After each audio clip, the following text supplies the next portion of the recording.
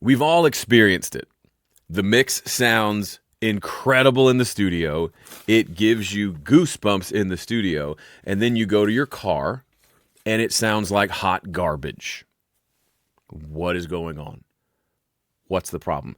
It is a common problem. It is a pervasive problem. And today, I want to share with you 5 reasons this might be happening to you and how to fix it. So first things first, we got to just to get this out of the way. This is incredibly normal. Super normal. If you're experiencing this problem, you are a normal human being, and everyone from absolute beginner to 50-year veteran and everything in between, everybody experiences this. I've heard stories of there's a mastering engineer here in Nashville who was so concerned that his master sounded good in the average person's car that he had an F-150 speaker, that's a popular truck, wired into his studio. So he could switch between his big speakers, his small speakers, his NS10s, and then an F-150 car speaker to see what his masters would sound like in the car. Rumor has it that Jack White, who does he lives here in Nashville, that he will have the engineer, I think when he works with Vance Powell, use a radio transmitter, and then he'll go sit in his car and they'll transmit the mix over the radio waves and he'll tune into it on his car to hear what it's sounding like in his car. So obviously we spend a lot of time in our cars, a lot of us. We listen to a lot of music in our cars. It would be great if our music sounded great in the car. The term for this is translation. And by the way, we're talking about this in the context of the car itself, but it really applies to any device. It's the idea of getting your mix to translate from one place to the next. Ideally, what it sounds like in the studio, if I go play it in my car, if I go play it on my Apple AirPods, if I go play it on the Sonos speaker in the kitchen, if I play it on the TV, if I play it on just my phone, if I play it on my laptop speakers, if I play it, where else could I play it? On like my studio headphones, on my iPad. These all have different speaker systems, and the goal is for it to sound delightful on all of them. Of course, that doesn't always happen. And first of all, it's not a conspiracy. It's not as insidious as you might think.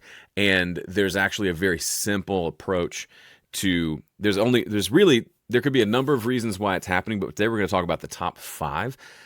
Because if you get these 5 right, you are well on your way to experiencing what I get to experience regularly, which is I work on it here, I go listen in the car, and I say, yep, that's it.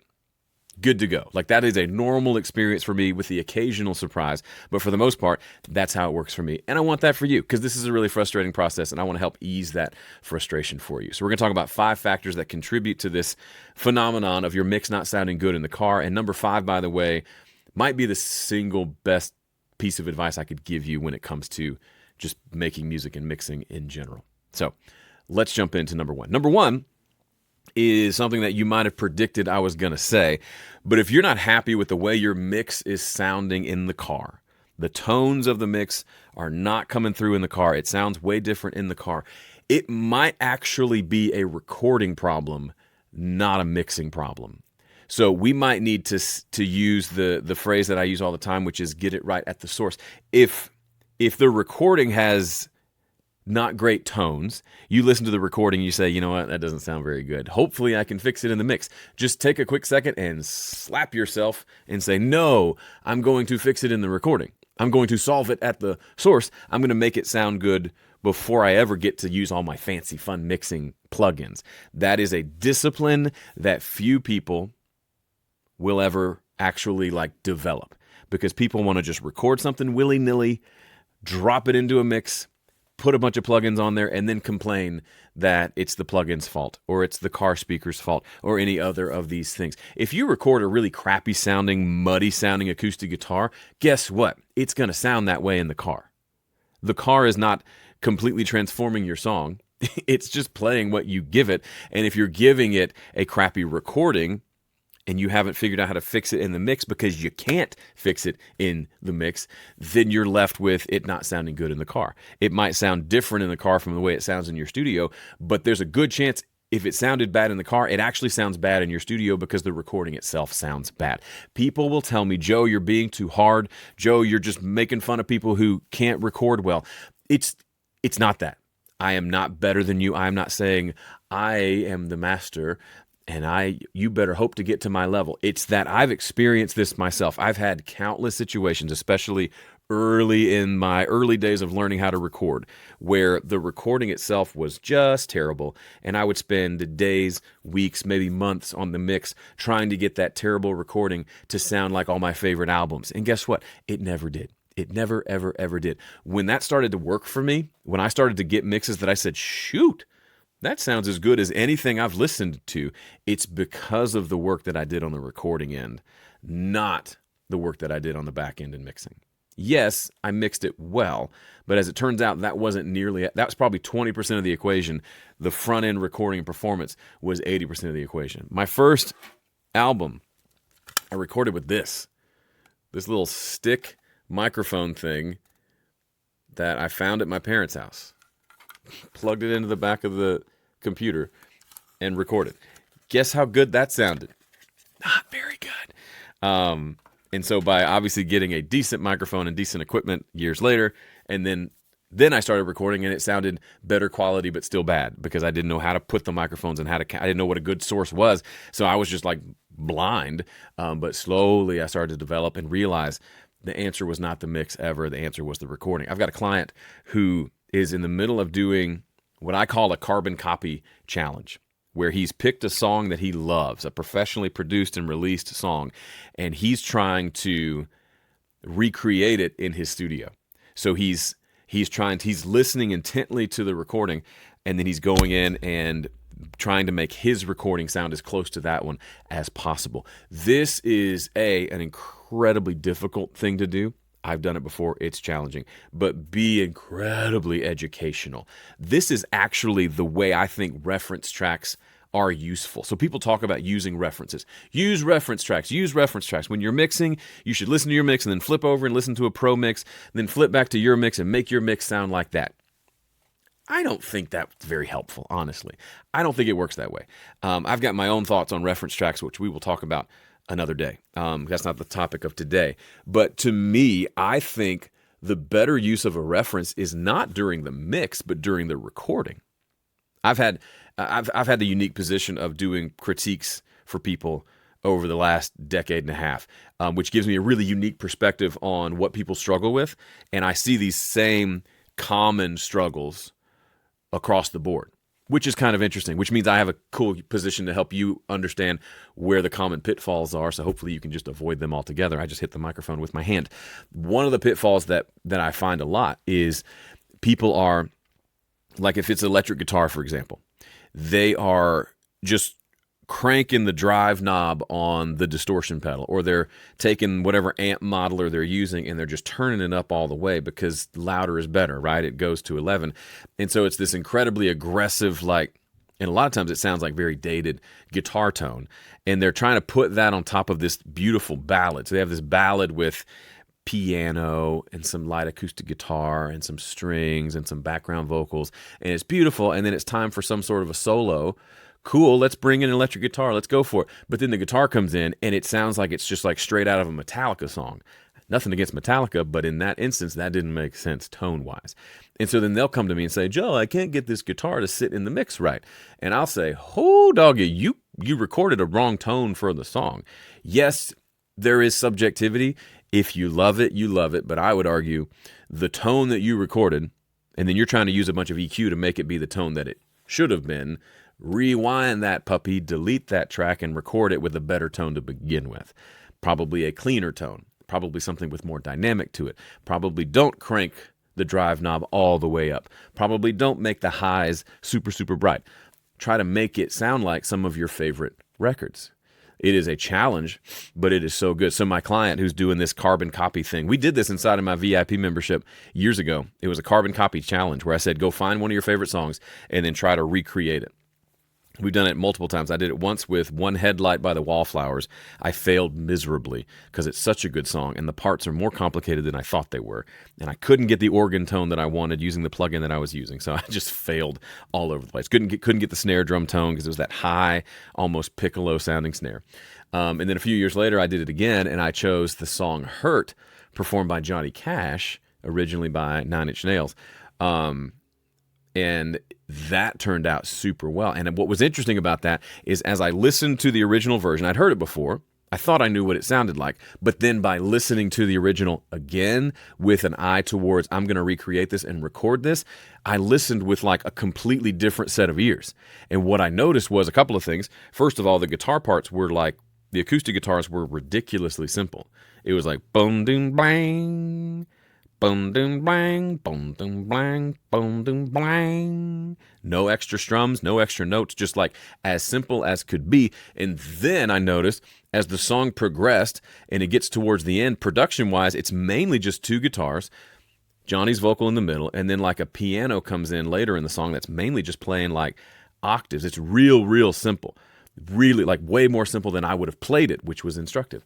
And then I noticed as I listened to the song further, towards the end of the song, I hear this like distortion that's happening. I don't know if it was distortion in the way they recorded it. I don't know if it was distortion in the way that they mixed it, if it was in the mastering. I don't know when the distortion happened, but it sounded like they were overloading something, like overloading a tape machine, although I doubt that's what it was. Because I think this came out in like the late 90s, so I think they were probably recording to Pro Tools, but they did something to make it sound more distorted, just a little bit of crunch on the mix. I never ever noticed that before until I set the intention to copy this and to make my own version, and then I noticed it. And that informed how I recorded. And honestly, just in listening that way was incredibly educational for me, and my final version turned out pretty good. I don't know where that file is. I've lost it. It's somewhere deep in my Dropbox somewhere. But I used, in Studio One, they've got this thing, it's called Mix Effects, which is basically a way to put a whole console across all your channels. And so I picked a console, and then I just cranked the drive on the console until at that last section of the song, everything was distorting just a little bit. Not the same as my guitar example where it was like crazy amounts of overdrive, but just a little bit of crunch. And it sounded a lot more like the original and was super interesting. And I would have never thought to even do that had I not listened critically to that production of that song by Johnny Cash, produced by, I always can't get his name, produced by Big Beardy Guy. His name's not Bruce. It's he has a podcast which is delightful. I have his book. I'm gonna have to Google it now. Hurt by Johnny Cash, producer Rick Rubin. Goodness gracious, I'm sorry, Rick. I don't know Rick, but I always forget his name. Rick is amazing. Rick is produced Rick is one of those who's produced everything from like Run DMC to Johnny Cash to I think Nine Inch Nails maybe at some point, like all over the place. The dude's a beast, and he claims that he can't even play an instrument. I wonder about that. Claims he doesn't know anything about music. I wonder about that. But he knows. One of the things I love about Rick, by the way, is if you watch any videos by him when he's producing, his podcast is really interesting also. But if you watch any videos while he's producing something, regardless of the style of music, whether it's like a hip-hop thing, an R&B thing, a rock thing, a folk thing, he's in the studio, and when they're saying, what do we want to do next? He'll sit there and he'll close his eyes, and he'll listen. And it's the simplest little thing. But there is something powerful about closing your eyes and turning off that visual sense and just letting something changes in your ears when you close your eyes. I don't understand it. I'm sure someone smarter than me can explain what's happening, but my guess is I'm not looking at the screen. I can't see the plugins. I can't see the waveforms. I can't see the frequency curves. And I'm listening. I've blinded myself temporarily so that I can hear what's happening in the music, which is how everyone's going to experience the music. They're not going to see the waveforms; they're just going to hear it.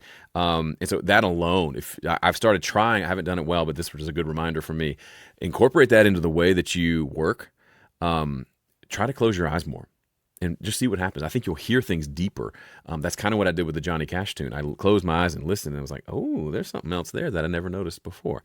A big part of what we do, by the way, if you want to be a world-class producer, you want to produce great-sounding music, which includes the recording and the production and the performance and the mixing and the mastering. If you want to do all of those well, you got to develop these fleshy things on the side of your head, right? You've got to get better at hearing things. You can't just hear what everyone else hears. You've got to hear deeper, not just on the surface.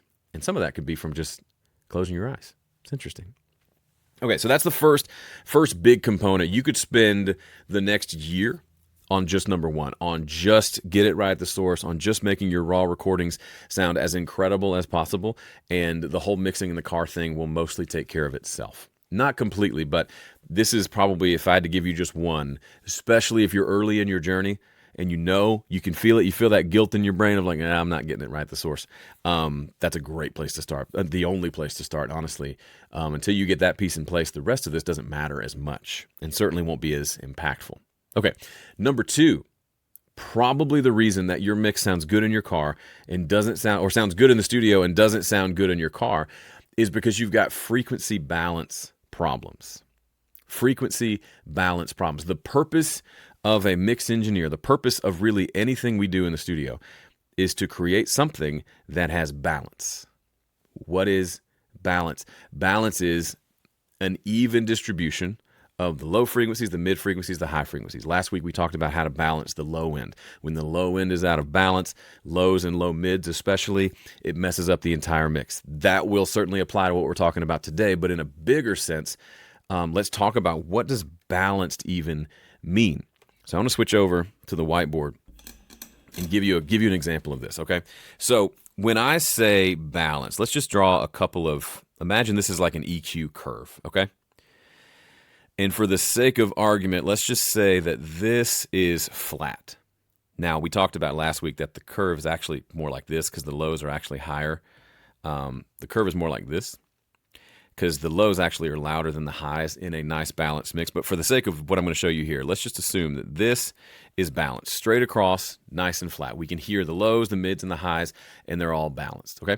Now, let's talk about what happens when you go into your car. So if this is balanced, this is kind of the thing that this is the thing that we're aiming for, okay? Then what is your car doing to the sound? If we just take, let's say this is flat. Let's label this. This is flat. And then let's say this is your car. Okay? We'll leave it in red because the car is bad. This is a pretty standard thing. When I worked in audio retail, I worked at Sweetwater and did a few other gigs after that. One of the things that I noticed whenever someone did a speaker demo for me as like the salesperson, they wanted me to sell their speakers, or when I would do speaker demos for customers, one of the things you would do, and you could argue the morality, the ethics of this, but you would give the speaker this kind of a curve. You would have the highs and the lows be a little bit louder. You would give it that sort of a scooped frequency response that we all, if you remember, I remember my dad's stereo growing up had that big graphic EQ, and it looked like this, right? We call it the smiley face EQ curve. The lows and the highs are boosted. The mids are scooped. It gives it that kind of quote-unquote hi-fi sound. By the way, this does not sound good. The average American thinks this sounds good. It doesn't. This is what happens like when somebody gets a subwoofer in their car and then they put a bunch of like high-frequency tweeters in their car, and it's got the hi-hat is killing you, the low end is shaking the entire car. This isn't a reflection of any style of music. It's just this gives you a lot of volume, but it's not pleasant. And it's not what I would call a balanced mix. So to that end, most cars do some version of this, where they're boosting the lows and the highs. There's a big honking low end to the car, and typically there's a big honking high end to the car. Usually they give you a way of doing some EQ there, but most people, whether the car does this or the user does this, most people end up doing this anyway. They boost the lows and the highs. My dad, notoriously, I get in his car and I check the EQ on the stereo, and he's taking the lows as loud as they'll go. And nothing sounds, to my ear, nothing sounds very good in that environment. We got the car. We've got what a flat frequency sounds like. And now let's talk about your mix. So this is your mix. And let's say that you've not quite figured out this whole balance thing yet. So your mix is kind of doing this. You got some muddiness. You got some extra high frequencies. Kind of looks a lot like the car, right? This is just one example. So what happens when you combine these two, right? If I put a flat mix into the car, it'll kind of inherit that car's EQ, and I'll hear the flat mix with the little bit of extra that the car gave. But if I bring an unbalanced mix, which is what this is, into the car, the two things kind of add up to create something much worse. So we take the blue and the red, it makes purple. How you like that? And so it ends up being like this, right? This was added to this to create this. And the same with the high frequencies. We've basically like doubled the highs and the lows. And so now there's all kinds of trouble, right? What was kind of big and beefy in the studio now just sounds boomy and tubby. Feels like the speaker's going to blow. The high frequency stuff on the vocal that you thought was nice and pleasant and clear in the studio now has like all this harshness and kind of makes you wince. And you think, oh, I got to go turn up the de-esser. I got to go turn the highs down. Oh man, I got all this stuff to do. All because you played an unbalanced mix through an unbalanced system. But the alternative, if you take a balance mix and play that through an unbalanced system, you're just going to get that system. So if the mix will just mimic whatever we play it through. So let's say this is the car. It does like this. Let's make a couple here. This is a laptop, and this is like a phone. Each of these, the laptop may have that curve. The phone may be like this because it has no low end. Your mix will kind of just distribute itself accordingly. Since the original mix has a nice flat response, then it's going to inherit what the source or what the destination gives it without becoming excessive in any of those one frequencies. But if the starting mix is not balanced, if it's something like we said, like this, or maybe you got a lot of mid-range, or maybe you got pretty flat lows, but then you crank up the highs because maybe you've lost a little bit of your upper frequencies because you're getting a little older. And so you start boosting all your highs because you can't hear them, but then the rest of us hear them real well. And then you add that into the car that's boosting the highs, or the laptop or the phone that are also boosting the highs. And woo, your mix is killing me. Very common occurrence. I've had this happen a lot in all the critiques that I've done. So the answer is, of course, and maybe a little too obviously so, you need to go for a flat frequency response in your mix. That doesn't mean like boring. It doesn't mean that everything is the same. This is something that I had somebody did a video that went really, really popular. And he was talking about how all these people on YouTube talk about balance. And he's like, we don't want balance. We don't want everything to be the same. Well, I would say balance does not equal the same. And to think that balance means the same is kind of dumb, because if I want to eat a steak, I want the flavors to be balanced. Does that mean I want as much salt as I want steak? No. If I have a 16-ounce steak, do I now need 16 ounces of salt? No, that's ridiculous. Nobody would do that, right? If I'm making a cake, do I want the same amount of flour as salt and sugar? No. The same amount of eggs as flour? No, that's dumb. So when people make this statement that balance, we don't want things to be balanced because we don't want things to be the same, I say, nay, that's not what we're talking about. We're talking about something that is balanced, meaning it fits together with everything else. If we think about a band or a choir, we want everyone to be heard, but we want everyone to be heard in context of everyone else. I want to hear the kick drum. I want to hear the snare drum. I want to hear the bass guitar. I also want to hear the shaker, but I don't want the shaker to be louder than everything else. I will tell you, this is 9 times out of 10, if I mix a song from somebody, here's the levels. It'll be like kick, snare, vocal, bass, and then shaker will be up here. I don't know what it is about people in shakers, but they love to turn them way up. I say that's not a great idea, so stop doing that. But this is the life that we live. This is the cross that we have to bear, is how do we get our mix to sound balanced? but not the same. It doesn't have to be the same. That's not what I'm saying. There's going to be more low end than there is top end because that's what makes things sound balanced, but it's going to have a kind of a smoothness to it. There's not going to be any huge outliers. We're not going to have a crap load of 800 hertz that's way louder than everybody else. It's all going to be, all the frequencies are going to be fairly smooth and fairly balanced. And we're not going to do this all visually, although you can use spectrum meters like we talked about last week to help with that, to help kind of spot those areas of your mix that have way too much of certain frequencies, way too little of certain frequencies. But we're not so much worried about what it looks like as we are with what it sounds like, and that is sound of balance. Now you may say, Joe, I do balance my mixes. No, you don't. If it's not sounding good in the car, if it's not sounding good anywhere else, you've got what you think is a balanced mix in your car, or in your studio. But then when you play it in your car, the anomalies of your car speaker system, the imbalances in your car speaker system is exposing the imbalances in your mix. A great sounding, flat, balanced mix will sound good on any system because that system is trying its best to also be balanced. So if my mix has excessive upper mid-range, maybe my studio doesn't accentuate that like it should, but my car does, and it exposes all this grossness at 2 to 3K in my vocal. That grossness is already there. And when I go back, here's what you do. The problem you hear in the car, go back to your studio and listen for that problem. Listen for that specific frequency, and you'll hear, oh yeah, it is a problem. There's this thing that we do. It's the same part of our brains and ears that allows me to, in a crowded room, hone in and just hear what my wife is talking about. Or when I go to my son's marching band competitions, there's a whole lot of sound and visual happening, but I can hone in on what the clarinets are doing because that's what he plays, to the exclusion of the really loud brass instruments. That's a beautiful gift that we have, but it's also kind of the bane of our existence because that means we can ignore a lot of obvious things in our mixes.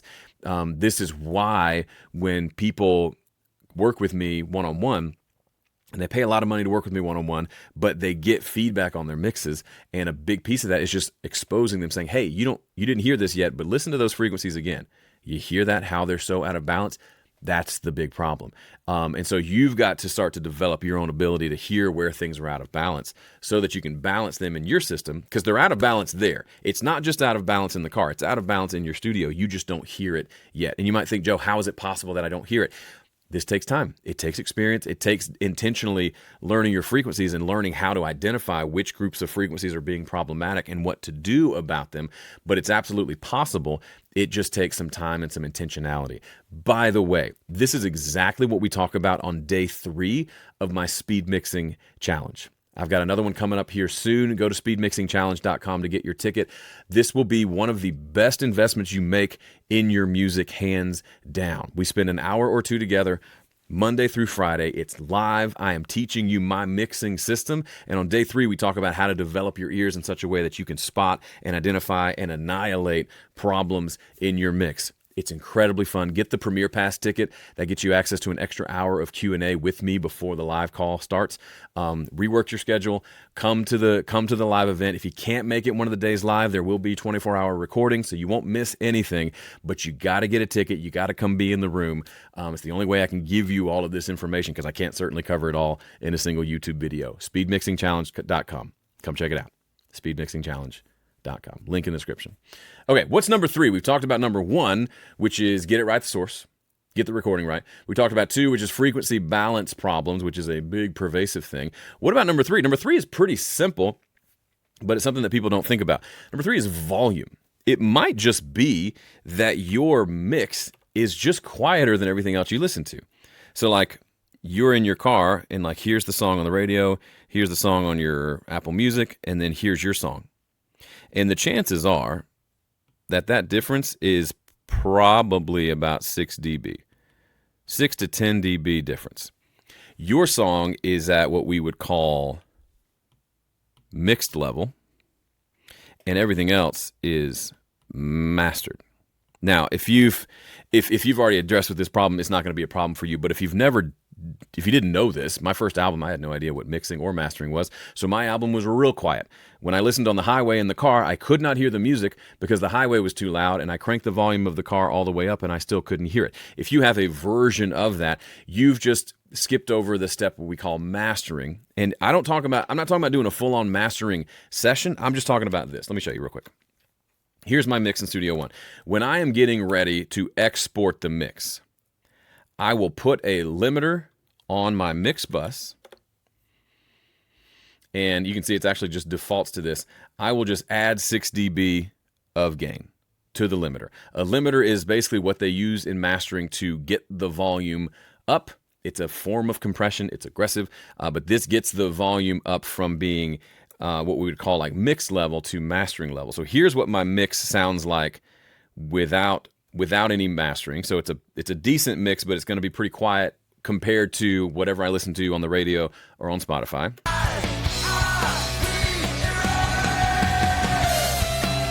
And then I go in the car and listen to music on the radio, and it sounds like this.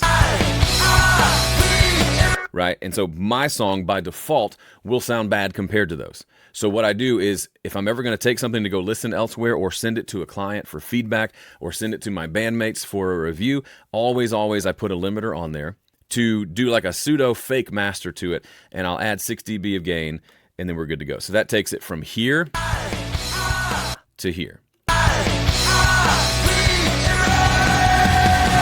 Now, there's other variables at play. 6 dB might be way too much for you, might be way too little. It depends. But for me, the way that I mix is about a 6 dB difference between my mix level and my mastered level. That works well for me.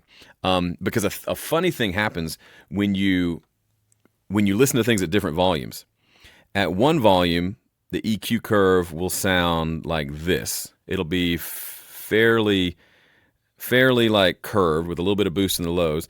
And at a different volume, it might sound a little more flat. And it's called the Fletcher-Munson curves. We don't actually ever hear anything flat. It's wild. Our ears hear things differently. But at different volumes, we hear a different EQ curve. So this is the exact same music, the exact same environment, but at like 50 dB versus 60 versus 80, we literally not just hear a difference in volume, we hear a different relative EQ balance of the music. That's bonkers. So if I listen to my mix at 60 and your mix at 80, yours is going to have more low end and top end. Yours is going to feel fuller and brighter. Mine's going to feel dull and weak. If we just match the volumes, that wouldn't be the case, or at least not as much. So make sure you're listening at a reasonable volume, or you're already shooting yourself in the foot. And of course, you're not going to like the way yours sounds. That's a quick one, but that's an easy win, especially if you've not ever done that before. It's just a part of the workflow. You're going to want to make sure you turn the limiter off. I don't like mixing through the limiter. I like just adding it at the end. And I don't leave the limiter on always. When I go to master, I do a proper like mastering session with my favorite limiter, which is the Pro L2. But any export gets the limiter on it, so it's at a nice volume. Right now, what you're listening to my voice right now, everything I'm playing through is going through a limiter before you hear it. There's actually a plug-in running and its own little software that everything I feed through this mixer goes through a limiter so that this live stream comes through at a decent volume and doesn't come through really, really quiet, which is where it would be without a limiter. The problem, you can't turn things up to get it loud enough because it'll start clipping, so the limiter smacks down those peaks so we can turn the overall volume up and have a nice loud mix. Cool? Cool. All right, number 4. This one may be a little bit controversial, but it's powerful. We're talking about why your mix sounds bad in the car. 4th reason is your mix actually doesn't sound bad. Your car does. Now, we already hinted at this, but it may very well be the case that your mix is perfect. Your mix might be great, and you might say, well, then why don't I like it in the car? Because you're listening to it with different ears. You don't listen to the Foo Fighters album with the same criticism that you listen to your own stuff. If you were to somehow figure out a way to be more honest with yourself, listen to a great sounding mix in your car, you'll notice all the flaws in your car speaker system. You'll hear, oh yeah, my wife's car has this build up at like 2 to 3K that sounds terrible on vocals and guitars. And I would listen to one of my mixes and say, oh, my vocals and guitars sound terrible. But then I would listen to any other band, Radiohead, and it would say, oh, those vocals and guitars also sound terrible. And then I would say, oh, okay. I'm hearing my speaker system. I'm not hearing the mix necessarily. It's a delicate balance because, as we talked about, the speaker system will expose some of your issues in the mix. But if you realize that the same problem you're hearing is the same problem across every other favorite piece of music that you own through that same listening environment, then it might not be a problem after all. You can relax and say, okay, good. Mine sounds just as bad as Radiohead. I must be on the right track. And then finally, number 5. This is the biggest one. This one, even maybe more than get it right at the source, will help you improve faster than anything else I can think of. And number 5 is the reason your mixes don't sound good in the car is you haven't done it enough. You haven't made enough music. If I were to say, hey, send me a Dropbox folder with all of the songs you've mixed, and if you say, well, I haven't really finished any mixes. Okay, cool. Then this conversation about why your mix doesn't sound good in the car is irrelevant. We don't even have to worry about it right now. We can just focus on, you just need to put in more reps.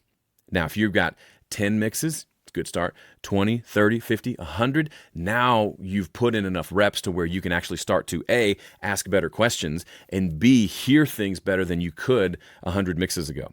So if you're early in your journey and you just haven't made a lot of music, first of all, no judgment. We all start at 0. But my top priority for you would be just make a bunch of stuff. Like head down for the next 6 months and just make a new song every week or a new song every month, whatever kind of cycle you can go through.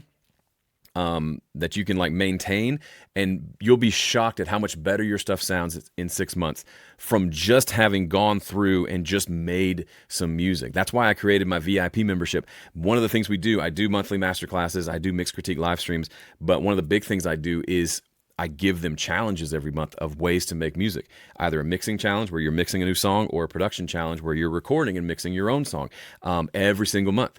And if you get in there and you do those challenges, you can't help but get better. It's infinitely better than watching YouTube videos, than tweaking and working on the same song for 6 months. Really, there's almost no better thing you can do for your music than commit to just creating a large quantity of music. And then you can focus on quality later, because quantity will lead to quality. By the way, if you want a place to put your money where your mouth is, invest in yourself, and have a great excuse to make music every month inside a beautiful community of people just like you who are passionate about making music in a home studio like this, come join VIP, homestudiocorner.com/VIP. At the time of this video, the price is about to go up on VIP, so you can lock in your rate today. But at any price, it's a great value. Go invest in yourself, homestudiocorner.com/VIP. Okay, so if you follow the advice I shared in this video, any of the 5, preferably all 5, but even just one of them, you'll start to see measurable improvement in your mixes. Apply 2 of them, you'll see improvement faster. Apply all 5, and you are well on your way to getting to a point where when you get done with a mix, you put it in your Dropbox folder, you go to your car, you pull it up on your phone, you Bluetooth in, you listen, and you say, oh yeah, that sounds great. Or you say, great, I just want to turn the kick drum down a little bit. That's it. That is absolutely possible for you. That's what it's like for me when I mix songs. There's usually maybe one thing I hear in the car that I didn't notice in the studio, and that's it. It's not a vast transformation. It's not wildly different from one to the next, because I've learned how to make mixes that consistently translate across different systems. And it's a glorious experience, and it's not that difficult. All right. Thanks so much for watching. Hope you enjoyed this. I'll see you next week.